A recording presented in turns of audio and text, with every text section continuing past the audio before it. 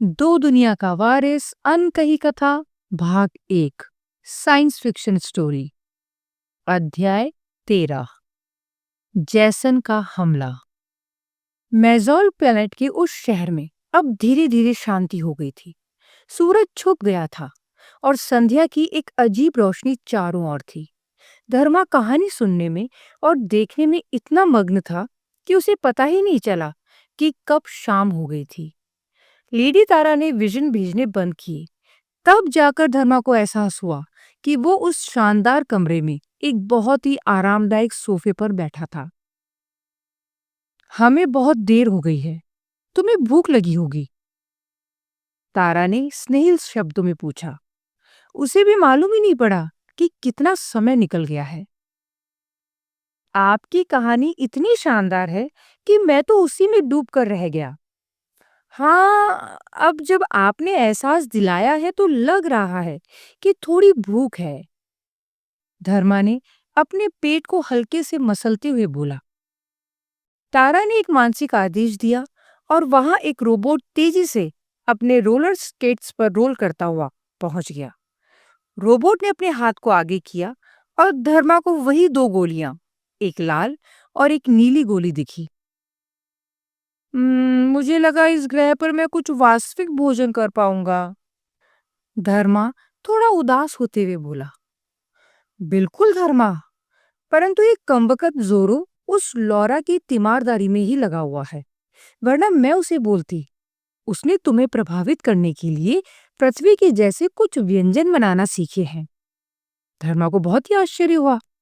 वास्तव में जोरो धर्मा के लिए कुछ भी कर सकता था। उसने भाषा मुंह से बोलना सीखा और खाना बनाना भी।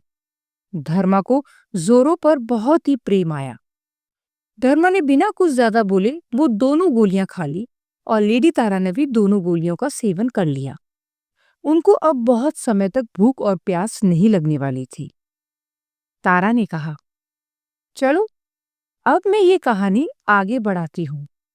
इससे पहले तारा कुछ और बोल पाती, बहुत ही तेज कदमों से चलते हुए जोरो धर्मा और तारा के पास आया और बोला, लौरा को होश नहीं आ रहा। तुम परेशान मत हो, तारा ने जोरो को सांत्वना देते हुए कहा। तुम तुरंत प्रोफेसर बोरो को बता दो, वो यहाँ के लोकल डॉक्टर को जानते हैं। जोरो प्रोफेसर बोरो के पास चला गया। धर्मा को समझ आ गया था कि जितनी फिक्र जोरो को लौरा की है, उतनी ना तो प्रोफेसर बोरो को है और ना ही लेडी तारा को। जोरो भागते हुए प्रोफेसर बोरो के पास चला गया, जो कि अपने किसी और ही कमरे में बैठे हुए किन्हीं गहन कैलकुलेशंस में उलझे हुए थे। तो ये कोलार्क अब मैकाबर जैसे भाड़े के हथियारे ले जाकर इरिट्रिया पर कब्जा करने का प्लान बना रहा था, धर्मा ने लेडी तारा से पूछा। मैं समझ सकती हूँ, तुमको लग रहा होगा कि कोलार्क कैसे भाड़े के हथियारे से अजय सेना का मुकाबला करेगा।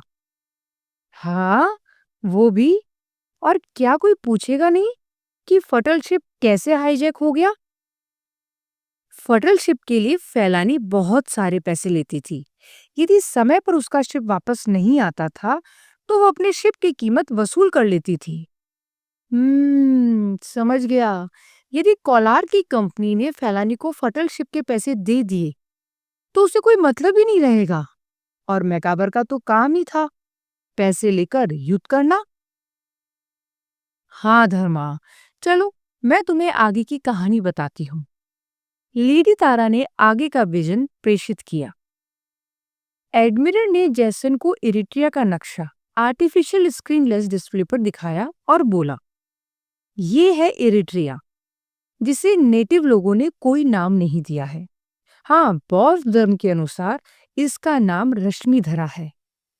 जैसन बहुत ही एकाग्रचित होकर उस आर्टिफिशियल स्क्रीनलेस डिस्प्ले को देखने लग गया। इरिट्रिया प्लैनेट दो बड़े भूभाग या भूखंड में बटा हुआ था। एक था हेस और दूसरा था ग्रीनलैंड। हेस बहुत ही विकसित प्रांत था और वो भूभाग 7 अलग-अलग देशों में बटा हुआ था। हर देश का अपना एक मुख्य प्रधान था और सातों प्रधान मिलकर एक महासत्रप को चुनते थे। वो महासत्रप इस वक्त था महाराजा। वो हेयस का सबसे शक्तिशाली व्यक्ति था। जैसन ने देखा, महाराजा एक 6 फुट लंबा, गौरवर्णी, सुडोल, मध्यम आयु का पुरुष था, जिसको तो बहुत ही शक्तिशाली पंख उसे बहुत तेजी से उड़ने की काबिलियत देते थे। महाराजा की सेना की मुखिया थी ज्योति, और वो भी गौरवर्णी सुंदर स्त्री थी, जिसके पंख भी अति बलशाली थे। जैसन ने देखा, हेयस के शहर सरन में अंतियम का बहुत बड़ा भंडार था, परंतु सरन शहर हेयस के मध्य में था, और हेयस की सेना के लिए उस शहर को बचाना ज्यादा आसान होगा। दूसरा सबसे बड़ा भंडार था ग्रीनलैंड में, जो कि गिरी पर्वत श्रृंखला के बीचों बीच में था। ग्रीनलैंड अपने नाम की ही भांति बहुत हरा भरा था, और वो राजनीतिक राज्य क्षेत्र में नहीं बटा हुआ था। वो पूरा का पूरा क्षेत्र सभी के लिए मुक्त था। कोई भी वासी कहीं भी विचरण कर सकता था। ग्रीनलैंड में अनेकों राजा थे और अपनी अपनी जनता का प्रतिनिधित्व करते थे। ग्रीनलैंड हेयस की भांति विकसित नहीं था, और वहां अभी भी प्राचीन काल से चली आ रही सभ्यता, जो प्रमुखता कृषि प्रधान थी, चली आ रही थी। इन अनेकों राजाओं का राजा था किंग हीरा, जिसको ग्रीनलैंड का चक्रवर्ती सम्राट कहा जा सकता था। हालांकि किंग हीरा की फौज या संसाधन बहुत ही मौलिक और साधारण से थे। जैसन को समझ नहीं आया कि क्यों महाराजा ने फौज भेजकर ग्रीनलैंड पर कब्जा नहीं किया। एडमिरल समझ गई कि जैसन क्या सोच रहा था। उसने जैसन को बोला, भूतकाल से ही ग्रीनलैंड के चक्रवर्ती का राज्य संपूर्ण ग्रीनलैंड पर चलता था, और राजा का बेटा ही राजा बनता था। कुछ एंजेलन उड़कर हेयस आ गए, और वहां की सभ्यता ग्रीनलैंड से बहुत ज्यादा विकसित हो गई। अनेकों सेंटोरस और फ्लैशी भी विकसित जीवन के सपनों के साथ हेयस आ गए थे, परंतु हेयस के लोग शुरू से ही ग्रीनलैंड के राजा को आदर और सम्मान के साथ देखते थे, और वही परंपरा आज भी कायम है। ठीक है एडमिरल, फिर हम अपनी फैक्ट्री इसी गिरी पर्वत पर बनाएंगे। यहाँ बहुत शांतियम है और हेयस की सेना से दूर, ताकि हमारी फैक्ट्री को कोई नुकसान नहीं पहुंचा सके। वैसे ये चींटियां मुझे सरन पर भी फैक्ट्री बनाने से नहीं रोक पाएगी, परंतु कुछ विलंब जरूर कर पाएंगे, और मेरे पास समय नहीं है। एडमिरल ने आगे बोला, इरिट्रिया का सबसे अनोखा क्षेत्र है समुद्री तल। वहां एक बहुत ही शक्तिशाली और इंटेलिजेंट प्रजाति इकियान का राज है।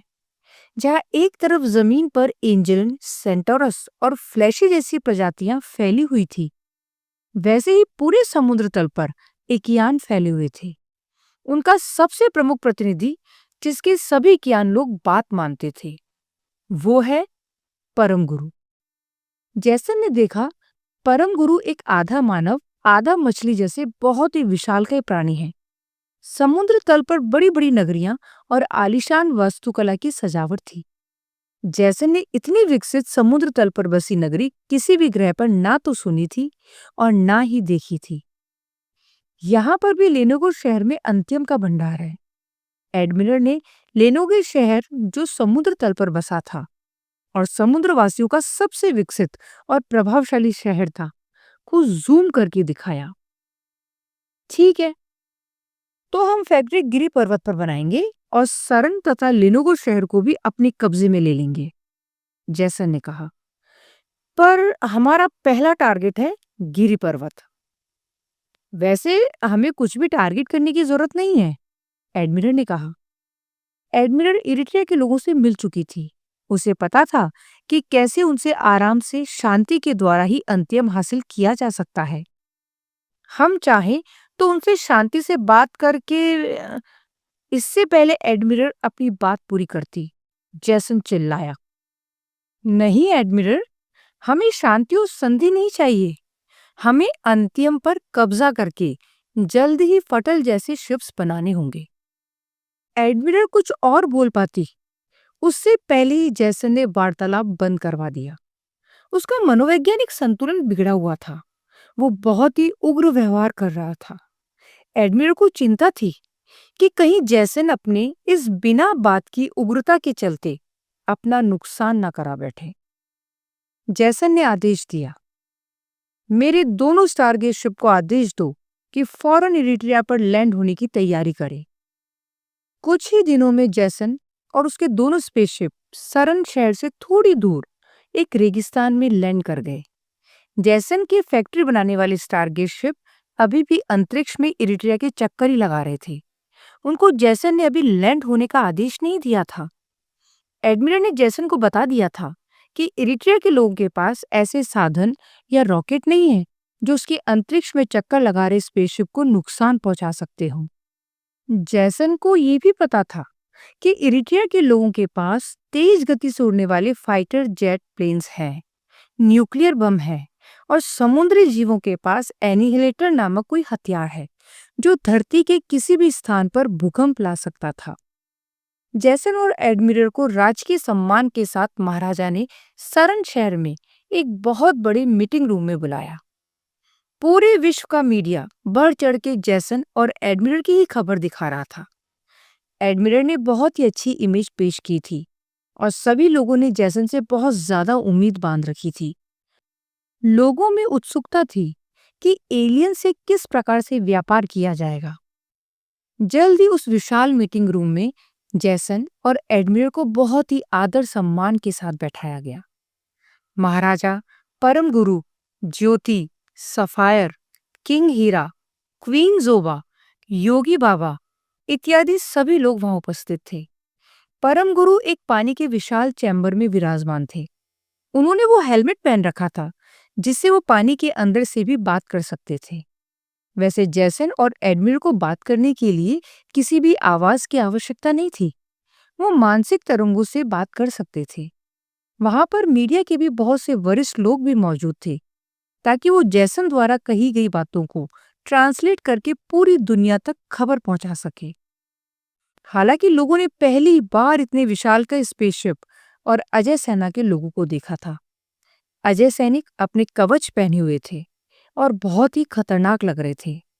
उनकी संख्या हालांकि बहुत ही कम थी और महाराजा व परम गुरु को लगा था कि जैसन भी एडमिरल की भांति शांति की वार्ता करने ही आया है।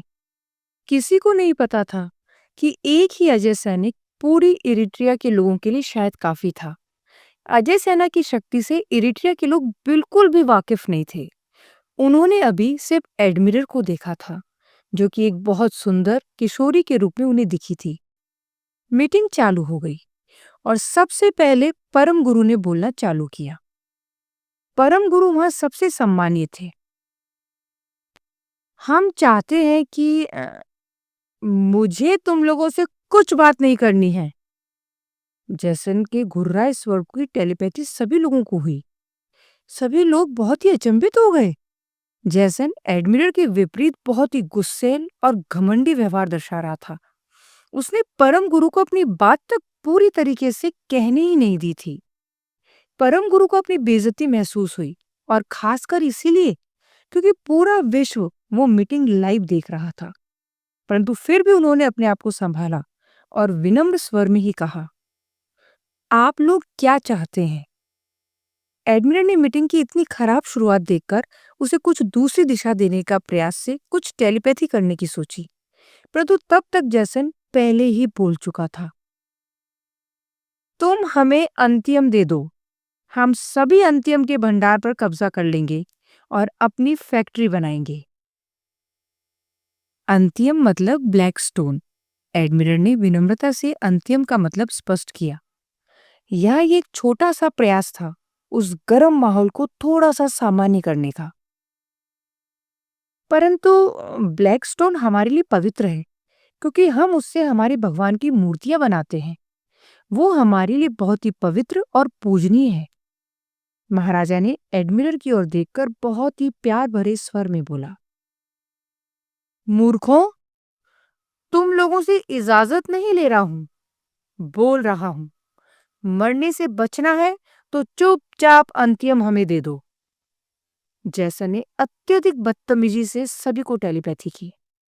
जैसन का इतना उग्र व्यवहार महाराजा और परम गुरु दोनों को ही पसंद नहीं आ रहा था। योगी बाबा मन ही मन खुश था। उसने पहली बार किसी को महाराजा और परम गुरु से इतनी बदतमीजी से बात करते देखा था। हालांकि योगी बाबा शंकित भी था कि ये एलियन जो फ्लैशी जैसा ही दिखता है। आखिर बिना कारण इतना उग्र क्यों हो रहा था? एडमिरल ने जो 2 दिन इरिट्रिया पर बिता के बहुत ही अच्छी छवि बना ली थी, वो जैसन ने 2 मिनट से भी कम समय में बर्बाद कर दी थी। जैसन ने इरिट्रिया वासियों की ईगो को बिना बात की चोट पहुंचा दी थी। तो फिर देख लेते हैं कौन मरता है, परम गुरु ने बहुत ही बुलंद आवाज में धमकी भरे स्वर में कहा। परम गुरु को इतना गुस्से में देखकर किसी की भी हिम्मत नहीं हुई कुछ भी कहने की।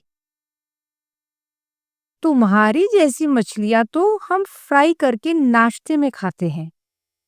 जैसन परम गुरु की तरफ देखकर गुर्राया। जैसन खड़ा हो गया और जाने लगा, और जाते जाते वो बोला, मैं चाहता तो अभी तुम लोगों को बता देता अजय सेना क्या चीज है, परंतु ये शांति प्रस्ताव की मीटिंग है। मैं जा रहा हूं, परंतु तुम परिणाम भुगतने के लिए तैयार हो जाओ। जैसन गुस्से में वहां से निकल गया। उसके साथ एडमिरल भी निकल गई। जैसन और एडमिरल ने अपने सूट को मानसिक संदेश दिया और जल्द ही वो दोनों उड़ते हुए अपनी स्पेसशिप पर पहुंच गए। वहां से स्पेसशिप में बैठकर जैसन वापस अंतरिक्ष की तरफ चला गया। सभी लोगों को जैसन का ये व्यवहार बहुत ज्यादा खराब लगा। जैसन यदि एडमिरल जैसा ही अच्छा व्यवहार दर्शाया होता तो शायद उसे ज्यादा कुछ करने की जरूरत ही नहीं पड़ती और इरिट्रिया वासी उसे वहां फैक्ट्री लगा लेने देते। परंतु उसके अति अशिष्ट और रूखे व्यवहार ने इरिट्रिया के लोगों में एलियंस के प्रति एक अजीब सी नफरत भर दी थी। जैसन अपने स्पेसशिप पर आ गया था और उसने सभी सैनिकों को आदेश दिया, इन तुच्छ लोगों को दिखा दो अजय सेना का कहर। जी सर, सैनिकों ने एक साथ बोला। कुल मिलाकर 100 अजय सैनिक थे। उनमें से 25 सैनिकों ने मानसिक संदेश दिया और अपने आप को एक अभेद्य कवच में ढक लिया। वो सैनिक स्पेसशिप से निकलकर उड़ गए और साथ ही दोनों स्पेसशिप अंतरिक्ष की ओर निकल गए। कुछ ही समय में जैसन और एडमिरल अपने स्पेसशिप में इरिट्रिया के वातावरण से और इरिट्रिया के हमलों से बहुत दूर चले गए थे। इधर वो 25 अजय सैनिक उड़कर जल्द ही सरन शहर पहुंच गए, जहां मीटिंग हुई थी। उन लोगों ने वहां आग बरसानी चालू कर दी। उन सैनिकों ने अपने विशेष सूट से छोटी छोटी बहुत सारी मिसाइल छोड़ी जो अत्यधिक घातक थी। उन्होंने शहर में अलग अलग जगह पर भयंकर विस्फोट कर दिए थे, जिससे बहुत ज्यादा तबाही मच गई थी। ज्योति अपने सैनिकों के साथ पहुंची। उसके अनेक टैंक्स और फाइटर जेट प्लेन्स भी थे और अनेकों एंजेलन सैनिक उड़ते हुए बहुत खतरनाक गन्स के साथ इन अजय सैनिकों पर फायरिंग कर रहे थे। अनेकों सेंटोरस भी वहां गए थे और बड़ी बड़ी मशीन गन से उन सैनिकों पर हमला कर रहे थे। अजय सैनिकों पर इन हमलों का कुछ भी फर्क नहीं पड़ रहा था, क्योंकि उन सैनिकों की फोर्स फील्ड इनमें से किसी भी हथियार को अजय सैनिकों तक पहुंचने ही नहीं देती थी। ये फोर्स फील्ड शायद कोई छोटा मोटा न्यूक्लियर हमला तक झेल लेते थे, तो इन टैंक्स और प्लेन्स के हमले तो कुछ भी नहीं थे। परंतु अजय सैनिकों के हमले उन लोगों के लिए झेलना संभव नहीं था। उन सैनिकों की गति भी फाइटर जेट प्लेन की गति से बहुत तेज थी। उन अजय सैनिकों ने उड़ उड़कर अपनी मिसाइल से कई फाइटर जेट्स को ध्वस्त कर दिया। उनके लेजर ब्लास्ट से बहुत से इंजन और सेंटोर सैनिक मारे गए थे। टैंक्स के हमले भी बेकार थे और अजय सैनिक के लेजर अटैक टैंक को आसानी से नष्ट कर रहे थे। केवल 25 अजय सैनिक थे, परंतु उन्होंने सरन शहर को एक आग का बवंडर बना दिया था।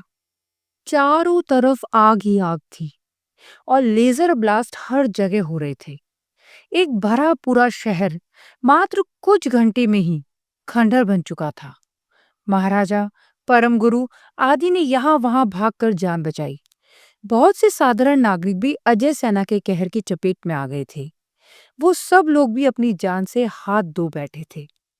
कुछ मिनटों में ही 25 अजय सैनिकों ने हजारों एंजेलन एवं सेंटोरस सैनिकों, कई फाइटर प्लेन्स, कई टैंक्स व अन्य सेना के वाहनों को खत्म कर दिया था।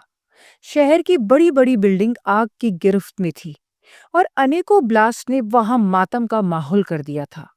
जिसको मौका मिल रहा था वो भाग रहा था, क्योंकि ये 25 यम के दूत उस शहर को कब्रिस्तान बनाने में लगे हुए थे। अजय सेना के सैनिकों को एक खरोच भी ना आई और ज्योति के हजारों सैनिक भगवान को प्यारे हो गए थे। पहली बार इरिट्रिया के लोगों को मालूम पड़ा था कि अजय सेना को अजय क्यों कहते हैं। इनके किसी भी वार का उन पर कोई असर नहीं होता था। उनकी फोर्स फील्ड जो उनके कवच के चारों ओर बनी हुई थी, इन हमलों से टूटने वाली नहीं थी।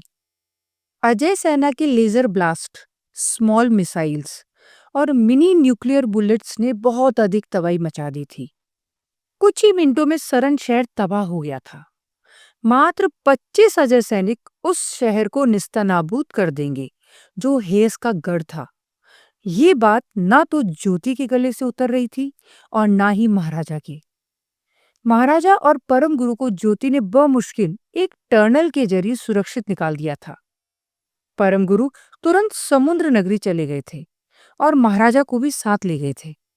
महाराजा को सुरक्षित रखना जरूरी था ताकि वो लोग कुछ प्लान बना सके। अजय सेना का कहर जारी था और जैसन का गुस्सा इरिट्रिया के लोगों के लिए बहुत ही भारी पड़ा था। शुरुआती हमले ने दिखा दिया था कि 1000 प्रकाश वर्ष दूर से आए ये एलियन कोई मामूली प्रजाति नहीं थे। जैसन के स्पेसशिप अंतरिक्ष में स्थापित हो गए थे और उन पर हमला करना इन लोगों के लिए मुश्किल था। अब यदि इरिट्रिया वासियों को जैसन पर काउंटर हमला करना है तो उसके वो 4 स्टारगेट शिप जो अब इरिट्रिया की परिक्रमा कर रहे थे, उन्हें उड़ाना होगा। किसी भी तरह उन्हें ऐसे रॉकेट बनाने होंगे जो उन स्पेसशिप को खत्म कर सके। जैसन एडमिरल के साथ अपने स्पेसशिप के कंट्रोल रूम में बैठा हुआ था। उसके साथ उसके अजय सैनिक भी थे। जैसन ने अपने सामने इरिट्रिया के नक्शे का स्क्रीनलेस डिस्प्ले खोल रखा था। वो गिरी पर्वत की श्रृंखला को देखकर बोला, एडमिरल, तुम एक काम करो, अपने 25 सैनिकों के साथ इस गिरी पर्वत को अपने कब्जे में ले लो और वहां फैक्ट्री स्थापित कर लो। ठीक है जैसन, मैं जल्द ही गिरी पर्वत को अपने कब्जे में ले लेती हूँ और अपने दोनों स्पेसशिप जिसमें इंजीनियर्स और फैक्ट्री का सामान है उसे वहां लैंड करवाती हूँ। जैसन ने अपने बाकी अजय सैनिकों को देखकर बोला, 25 अजय सैनिक अभी शरण शहर को तबाह कर रहे हैं। वो लोग उस शहर का समूल चूल नाश कर देंगे, परंतु ये तबाही रुकनी नहीं चाहिए। तुम लोग 25-25 के हिस्सों में बंट जाओ और अलग अलग शहरों को टारगेट करना चालू कर दो। हेज भूभाग तंदूर की तरह जलना चाहिए। यस सर, सभी सैनिक ने एक ध्वनि से बोले। जैसन मुझे पता है कि इन हेज के लोगों के पास न्यूक्लियर हथियार हैं और इस प्रकार हमले से तुम इन लोगों का ध्यान हमारी फैक्ट्री से हटाकर इन सैनिकों पर लगाना चाहते हो। एडमिरल ने जैसन के प्लान को समझने का प्रयास किया। नहीं एडमिरल, इनके न्यूक्लियर अटैक से फैक्ट्री को बचाने के लिए तो हमारी डिफेंस शील्ड और ऑटो सकर काफी है। तो फिर ये हमले? एडमिरल को कुछ समझ नहीं आया। ये हमले इन तुच्छ प्राणियों को ये बताने के लिए है कि जैसन की बात ना मानने का क्या नतीजा होता है। जैसन के चेहरे पर एक बहुत ही कुटिल मुस्कान थी। एडमिरल समझ गई थी कि अब हेयस के किसी भी शहर के लिए शांति से जीना संभव नहीं था। जैसन ने हेयस को तबाह करने की सोच ली थी।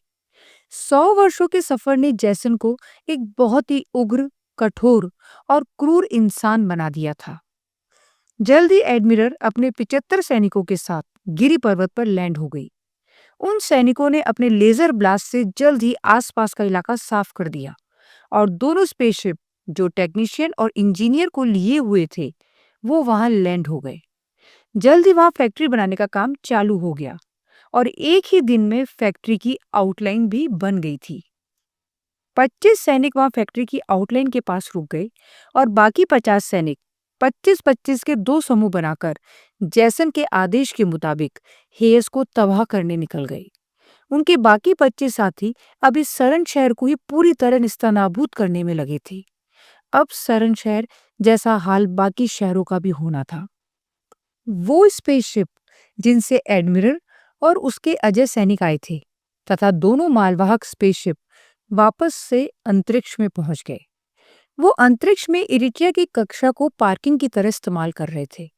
वो इतने विकसित स्पेसशिप थे कि कुछ ही घंटों में हजारों किलोमीटर दूर इरिट्रिया की कक्षा में चले जाते थे और जरूरत पड़ने पर वापस भी आ जाते थे। सफायर ये सारे मूवमेंट नोट कर रही थी। उसे पता था कि ये स्पेसशिप कहाँ है और वो ये सारी खबर महाराजा को देती रहती थी। इधर महाराजा ने समुद्र तल पर बसे लेनोगो शहर में शरण ले रखी थी। ज्योति उसे उन अजय सैनिकों की खबर दे रही थी जो हेयस के अलग अलग शहरों को टारगेट करके उन्हें निस्तनाबूद कर रहे थे। ज्योति ने महाराजा को बता दिया था कि 25-25 अजय सैनिकों के 3 अलग-अलग समूह किसी न किसी शहर को टारगेट कर रहे थे। इसका मतलब हर 2-3 दिन में हेयस के 3 शहर बर्बाद हो रहे थे। औसतन रोज एक शहर। अनेकों लोगों की मौत, जानमाल का ऐसा विनाश जो कभी देखा न कभी सुना गया। यदि ये तबाही जल्द न रोकी गई तो पूरा हेयस बर्बाद हो जाएगा। महाराजा का एलियन को लेकर जो डर था वो अब उसे मूर्त रूप में परिवर्तित होते लग रहा था। महाराजा ने परम गुरु से संपर्क किया और परम गुरु ने महाराजा को एक बहुत बड़ी मीटिंग रूम में बुला लिया। महाराजा ने वो सूट पहन रखा था जिससे वो पानी के अंदर आराम से जीवन यापन कर सके। समुद्र तल पर गुरुत्वाकर्षण भी भिन्न होता है और एटमॉस्फेरिक प्रेशर बहुत ही ज्यादा। हालांकि हेयस के लोगों ने इतनी तरक्की कर ली थी कि वो ऐसे सूट पहनकर समुद्र तल पर बसी इस दुनिया में आराम से घूम सकते थे। समुद्र तल हेयस के लोगों के लिए एक बहुत बड़ा पर्यटन स्थल था और लेनोगो तो खासकर बहुत ही ज्यादा लोकप्रिय था। महाराजा खुद कई बार लेनोगो आ चुके थे।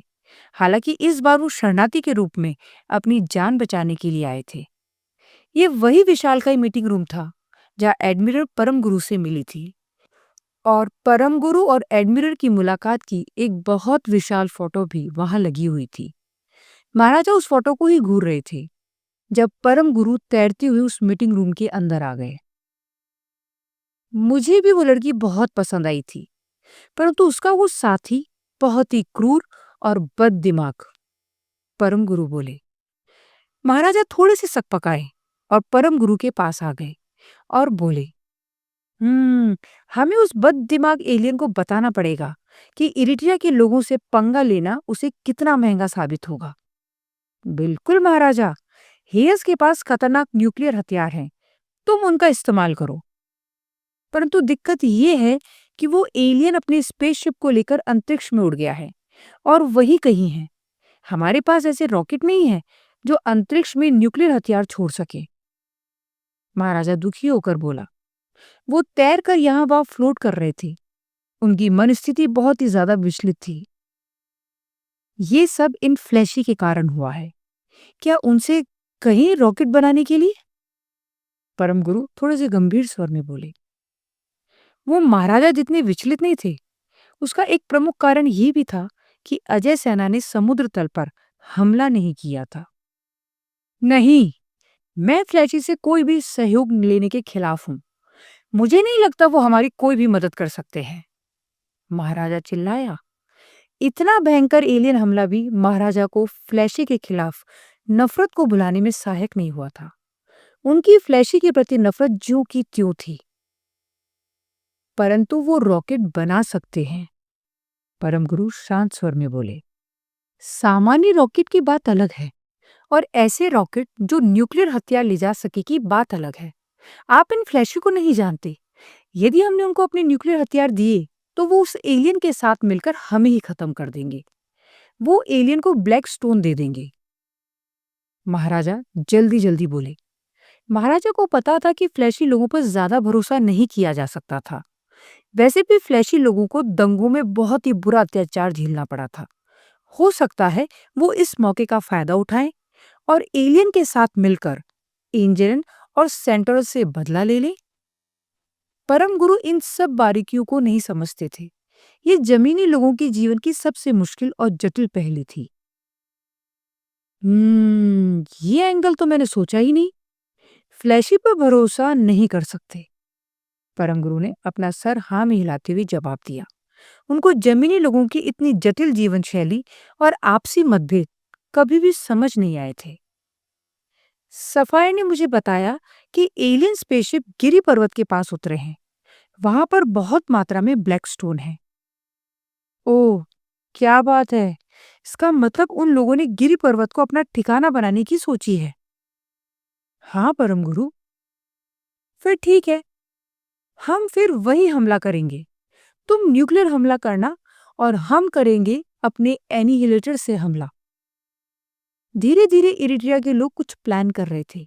हालांकि पूरा प्लान महाराजा और परम गुरु पर ही निर्भर था, और कोई नहीं था इरिट्रिया में जो एलियंस का मुकाबला कर सकता था। इधर योगी बाबा फ्लैशी के स्पिरिचुअल गुरु अपने हर प्रवचन में बोल रहे थे कि एलियंस को ब्लैक स्टोन देकर समझौता कर लेना चाहिए। उनके हिसाब से उस सच्चे भगवान ने ही इन एलियन को भेजा है, क्योंकि वो भगवान की मूर्ति पूजा करने वालों को सबक सिखाना चाहता था। इसलिए उस एलियन ने केवल वो ही पत्थर मांगा जिससे मूर्तियां बनती है, और कुछ नहीं। ये एक संकेत था कि मूर्ति पूजा बंद कर देनी चाहिए। योगी बाबा के इन प्रवचनों से ग्रीनलैंड पर तो कुछ ज्यादा प्रभाव नहीं पड़ा, परंतु हेयस में फ्लैशी दंगों के शिकार हो गए। हेयस के एंजेलन और सेंटोरस अजय सैनिकों को तो नहीं मार पा रहे थे, परंतु उन्होंने अपने ही फ्लैशी भाइयों को अति क्रूर तरीके से मारना शुरू कर दिया था। बहुत से लोगों ने फ्लैशी को जैसन और एडमिरल का रूप देकर उन पर घोर अत्याचार किए। फ्लैशी के विरुद्ध बहुत आक्रामक दंगे शुरू हो गए। ये सब खबर जैसन को भी मीडिया कवरेज से मिल रही थी। वो अपने स्पेसशिप में बैठा बैठा इन तुच्छ लोगों की खबरों को सुन रहा था और उनकी पीड़ा से लुत्फ उठा रहा था। कोलार्क फटल शिप में बैठा था। ये शिप एक बहुत बड़े गोलाकार आकृति का था, जो अपनी धुरी पर बहुत तेज गति से भ्रमण करता था। इस भ्रमण से इस शिप के अंदर बैठे लोगों को वैसा ही गुरुत्वाकर्षण का प्रभाव मिलता था जैसा कि किसी ग्रह पर मिलता था। साथ ही इस शिप को दूर से देखने पर इसके दोनों तरफ दो खोखली नलियों के समान आकृति दिखती थी।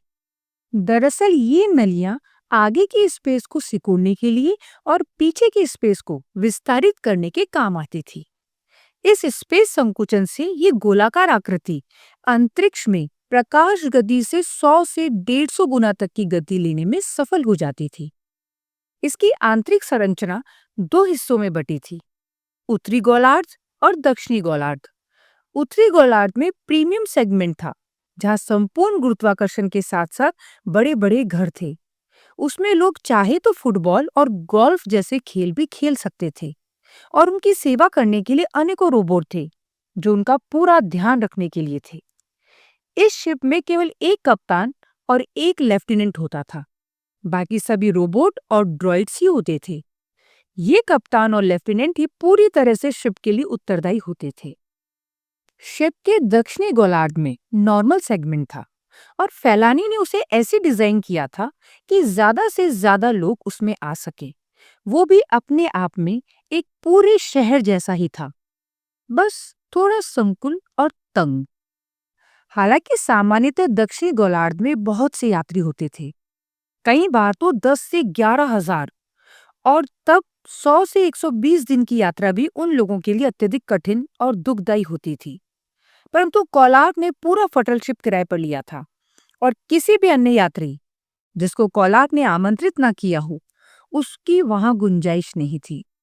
शिप का कप्तान बिल्कुल खुश नहीं था, क्योंकि कोलार्क ने दक्षिणी गोलार्ध के नॉर्मल सेगमेंट में अपने 25 लोगों को यात्रा करने का आमंत्रण दिया था। इन लोगों का बैकग्राउंड चेक वो कप्तान नहीं कर पाया था, और बिना बैकग्राउंड चेक किए कप्तान किसी को भी अपने फटलशिप पर नहीं लेकर जाता था। इस समय वो फटलशिप शई चंद्रमा पर मेजो कॉर्पोरेशन के द्वारा किराए पर लिए गए लैंडिंग स्टेशन में खड़ा था। वो विशालकाय गोलाकार शिप, जिसका व्यास तकरीबन 2 किलोमीटर था और उसका घनत्व 4 किलोमीटर क्यूब था।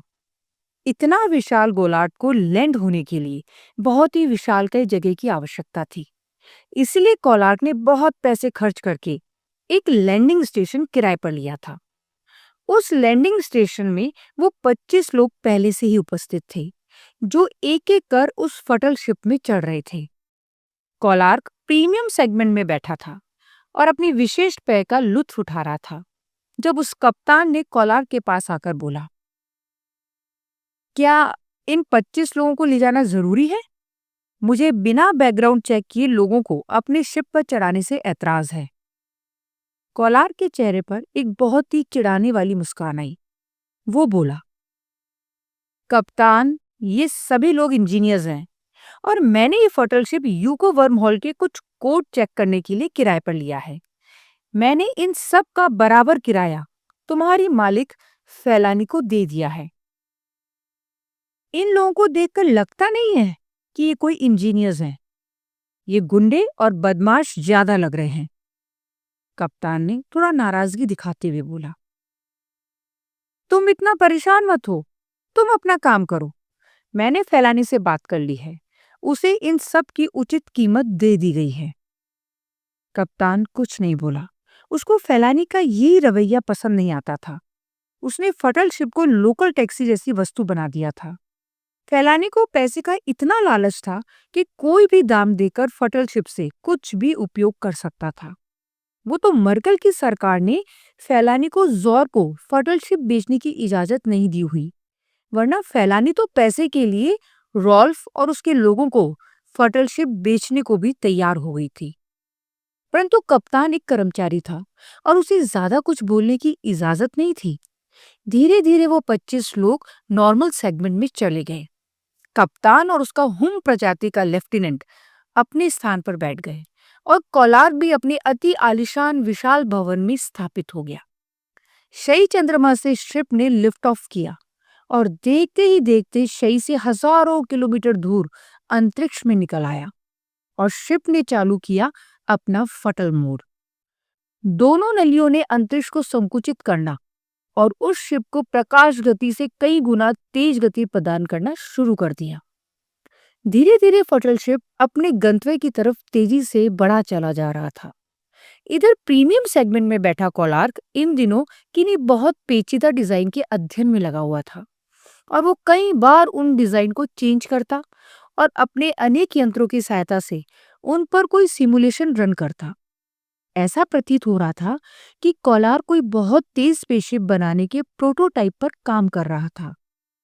इधर नॉर्मल सेगमेंट में भी वो 25 लोग काफी आराम से थे, क्योंकि नॉर्मल सेगमेंट साधारणतः 5 से 6 हजार लोगों से भरा होता था, वरना फटल शिप का किराया वसूल करना मुश्किल होता था। वो लोग सब बहुत ही खतरनाक ट्रेनिंग में अपना समय व्यतीत कर रहे थे।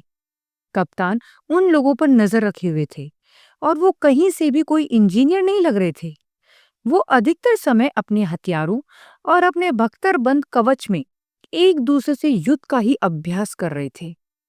कप्तान को मालूम पड़ गया था कि ये लोग किसी प्रकार के युद्ध में जाने की ट्रेनिंग कर रहे थे। हो सकता है युद्ध ना हो, कोई लड़ाकू खेल हो। अभी कप्तान कुछ भी निश्चित रूप से नहीं कह सकता था। उसने कुछ भी करने या कहने की कोशिश नहीं की। वो चुपचाप सब कुछ देखता रहा। कुछ दिनों तक तो ठीक था, क्योंकि वो लोग जिन हथियारों का प्रयोग कर रहे थे वो मानक के हिसाब से कोई भी रख सकता था, बेशर्त कि उसके पास उचित लाइसेंस हो। परंतु कुछ दिनों बाद इन लोगों ने ऐसे हथियार निकाल लिए थे और ऐसे युद्धक सूट धारित कर लिए जो मानो किसी महायुद्ध में जाने के लिए सज हो रहे हों। मानक प्रोटोकॉल ऐसे किसी भी प्रकार के हथियार या युद्धक सूट का प्रयोग पूरी तरह से निषेध करता था। कप्तान को बहुत दुख हो रहा था कि क्यों बिना बैकग्राउंड चेक किए उसने सही से ऐसे लोगों को अपनी शिप में चढ़ाया। इन लोगों का सामान भी ढंग से जांचा नहीं गया, क्योंकि कोलार के आमंत्रण पर इन लोगों को बुलाया गया था। उसे फैलाने की इस प्रकार की पॉलिसी से बहुत ही ज्यादा चिढ़ थी। कप्तान अब ज्यादा कुछ नहीं कर सकता था। फिर भी उसने अपने लॉग में लिख दिया था कि ये लोग किस प्रकार की हरकतें कर रहे थे। कप्तान ने वो सारी परिस्थितियां बयां कर दी थी कि किस प्रकार से कोलाग ने 25 लोगों को आमंत्रित किया और ये लोग बहुत ही खतरनाक हथियार और युद्धक सामग्री से लैस थे। कप्तान ने लॉग में ये भी लिख दिया था कि उसके मत में ये लोग टेररिस्ट थे और कोलाग इनका साथ दे रहा था। फ्रीमी के आतंक की खबर कप्तान को भी थी और उसे लगा कहीं ये लोग फ्रीमी के साथी तो नहीं। ये कोलार इन लोगों को कहाँ लेकर जा रहा था।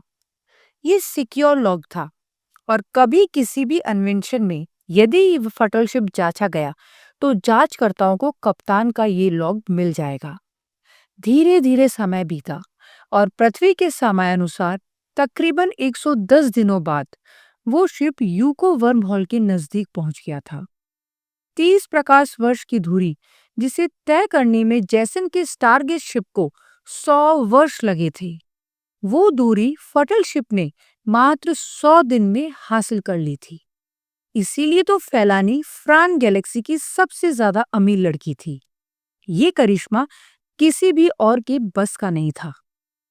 उसी समय उन 25 बेहद खतरनाक लोगों में से एक ने उस एलिवेटर में घुसने का प्रयास किया जिससे वो प्रीमियम सेगमेंट में पहुंच सके।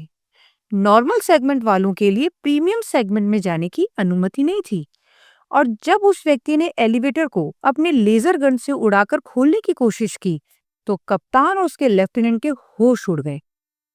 कप्तान ने तुरंत घोषणा की, तुम ये क्या कर रहे हो? तुरंत उस एलिवेटर से दूर चले जाओ। तुम्हारे को इस एलिवेटर के पास जाने की अनुमति नहीं है। उस घोषणा का उस व्यक्ति पर कोई असर नहीं हुआ। उसने अपनी लेजर गन से एलिवेटर पर फायर किया। हालांकि एलिवेटर की बाहरी परत जल गई, परंतु एलिवेटर खुला नहीं। कप्तान को कुछ समझ नहीं आ रहा था कि वो व्यक्ति क्या चाहता था। कप्तान ने घोषणा की, तुमको इस कृत्य के लिए दंडित किया जाएगा। तुरंत हटो वहां से। उस व्यक्ति ने जवाब दिया, मुझे कोलार को कुछ बहुत महत्वपूर्ण बताना है। इससे पहले वो इस फटल शिप को यूको वर्म हॉल में ले जाए। उसके कोड चलेंगे नहीं। मुझे उससे बात करनी है। कप्तान विस्मित और चिंतित था। उसको समझ नहीं आ रहा था कि ये मूर्ख गुंडे जैसे दिखने वाला व्यक्ति कोलार को क्या बता पाएगा। परंतु यदि फटल शिप वर्म हॉल में गया और कुछ गड़बड़ हो गई तो कप्तान की और उसके हुन लेफ्टिनेंट की जान को भी खतरा हो सकता है। तुम वहीं रुको, मेरा असिस्टेंट आ रहा है। वो तुम्हारी बात कोलार्क से करवा देगा। कप्तान ने जवाब दिया और अपने असिस्टेंट को बोला, ओला, तुरंत एलिवेटर से नॉर्मल सेगमेंट में जाओ और उस व्यक्ति की कोलार्क से बात करा दो। कप्तान ने यही गलती कर दी थी। वो एलिवेटर कितने भी लेजर फायर को झेल लेता, खराब हो जाता, परंतु किसी भी अनधिकृत व्यक्ति से खुलता नहीं। परंतु अब लेफ्टिनेंट ओला उस एलिवेटर को खोलकर जब उस व्यक्ति के पास जाएगा तो वो व्यक्ति उस मौके का फायदा उठाकर एलिवेटर के अंदर आ जाएगा। और ठीक ऐसा ही हुआ। जैसे ही ओला एलिवेटर से नॉर्मल सेगमेंट में उतरा और एलिवेटर का द्वार खुला, वो व्यक्ति कूदकर एलिवेटर के अंदर आ गया। ओला चिल्लाया, मूर्ख, ये क्या कर रहे हो? तुम एलिवेटर में आने के लिए अधिकृत नहीं हो। अब तो मैं आ गया हूं, मुझे कोलार्क के पास ले चलो। वो आदमी बेहद खूंखार स्वर में बोला, तुम पागल हो क्या? मैं तुम्हारी कोलार्क से बात करा देता हूं, परंतु मैं तुम्हें वहां लेकर नहीं जा सकता। ओला दबे स्वर में बोला। हालांकि वो बहुत ज्यादा घबरा गया था। उसका मेंढाकार चेहरा बुरी तरह से पसीने पसीने हो चुका था और पतली टांगे बहुत बुरी तरह कंपन कर रही थी। तुम वो ही करोगे जो मैं कह रहा हूं, यदि तुम्हें अपनी जान प्यारी है तो। उस व्यक्ति ने अपनी लेजर गन ओला के मुंह में घुसा दी और बोला। ओला घबरा गया था। उसे समझ ही नहीं आ रहा था कि वो क्या करे। ये आदमी कोलार्क से मिलने के लिए इतना उतावला हो रहा है कि उसे मारने की धमकी दे रहा था। तुम ये क्या कर रहे हो? ये सब दंडनीय अपराध है, कप्तान ने घोषणा की। इधर कोलार्क को ये सभी घोषणा सुनाई दे रही थी। कोलार्क ने कप्तान को कॉल किया। मैं इस आदमी की जिम्मेदारी लेता हूं। उसे ऊपर प्रीमियम सेगमेंट में आने दो। बिना बात के उतावलेपन में कहीं कोई अनहोनी ना हो जाए, कोलार्क ने बहुत ही शांत स्वर में कहा। कप्तान को कुछ अच्छा नहीं लग रहा था। उसे मन में संशय हो रहा था कि कोलार्क इन लोगों से मिला हुआ था, परंतु ये आदमी कोलार्क से मिलकर भी क्या कर लेगा। और उसे अपना लेफ्टिनेंट भी दिख रहा था जो अभी उस बेहद खूंखार आदमी के कब्जे में था, और वो उसे कुछ भी कर सकता था। ठीक है कोलार्क, तुम्हारे कहने पर मैं उसे प्रीमियम सेगमेंट में आने की इजाजत दे रहा हूं। कप्तान बोला, ठीक है, तुम चाहो तो तुम भी यहाँ आ जाओ, मेरा बॉडीगार्ड भी है, तुम इस आदमी को अपने हाथों से सजा दे देना। कोलाक ने शांत स्वर में कहा, हाँ, मैं भी आ रहा हूं। उसे अपने लेफ्टिनेंट की चिंता थी। इधर आज्ञा मिलते ही एलिवेटर उस आदमी और ओला को लेकर प्रीमियम सेगमेंट में आ गया। एलिवेटर का दरवाजा खुला और कप्तान व कोलार्क ने देखा कि ओला के मेंढाकार चेहरे की हवाइयां उड़ी हुई थी और उसको गर्दन से पकड़कर वो आदमी चलते हुए कोलार्क के पास आ रहा था। ओला दर्द में था और उसका 4 फीट का शरीर हवा में लटका हुआ था। उस आदमी ने ओला को झटके से पटक दिया। ये क्या बदतमीजी है? कप्तान चिल्लाया और तुरंत ओला के पास गया। ओला हल्का हल्का खांस रहा था। कोलार के बॉडीगार्ड ने उस आदमी को अपनी लेजर गन दिखाई और बोला, जो बोलना है कोलार से जल्दी बोलो। कुछ बोलना नहीं, करना है, उस आदमी ने कुटिलता से मुस्कुराते हुए कहा। इससे पहले बॉडीगार्ड को समझ पाता, उस व्यक्ति ने एक तेज झपट्टा मारा और उस बॉडीगार्ड की लेजर गन उसके हाथ से छूट गई। बॉडीगार्ड कुछ कर पाता, उससे पहले उस आदमी ने अपनी लेजर गन से बॉडीगार्ड पर फायर किया और उसकी ये लीला समाप्त हो गई। उस आदमी ने फिर कप्तान की तरफ लेजर गन मोड़ी और बोला, "हम्म, तुम्हारी आवाज ना बहुत कर्कश है, मुझे पसंद नहीं आई। तुम क्या पागलपन कर रहे हो? मुझे मार डालोगे तो ये शिप कौन उड़ाएगा? ये फटल शिप है, जानते हो ना? इसे उड़ाना किसी के लिए भी इतना आसान नहीं है।" वो आदमी जोर से हंसा और उसने लेजर गन का ट्रिगर दबा दिया। कप्तान को समझ आ गया था कि इन लोगों को फटल शिप उड़ाना भी आता है और ये सब खेल इस फटल शिप को पाने के लिए ही किया गया था। काश फैलानी पैसे के लिए इतनी लालची नहीं होती, वो कभी इस फटल शिप पर इन लोगों को नहीं बैठा था। इससे पहले वो कुछ और सोच पाता, लेजर ने उसके हृदय को आर पार कर दिया था और वो वहीं मर गया। उस आदमी ने ओला की ओर लेजर गन मोड़ी और बोला, अब तुम्हारा क्या इरादा है मेंढक? मैं तुम्हारे साथ हूं, ओला कांपते हुए बोला। उसे समझ आ गया था कि ये जो कोई भी है, इसका इरादा बहुत ही खतरनाक है। उसने कुछ पलों में ही 2 लोगों को मौत के घाट उतार दिया था। बहुत अच्छा निर्णय है, उस आदमी ने बोला और कोलार की ओर देखा। कोलार ने उसे बाकी लोगों को भी प्रीमियम सेगमेंट में लाने के लिए कहा और खुद ओला के साथ शिप के कंट्रोल रूम में चला गया। जल्दी कोलार ने कोड रन कर दी और वो फटल शिप आसानी के साथ वर्म होल पार करता हुआ इरिट्रिया पहुंच गया।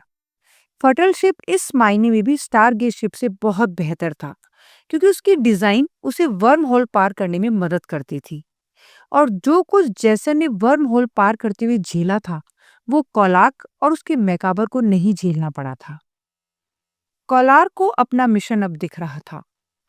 इरिट्रिया को अब एक और एलियन मिलने वाला था, वो जो इरिट्रिया की किस्मत ही पलटकर रख देने वाला था।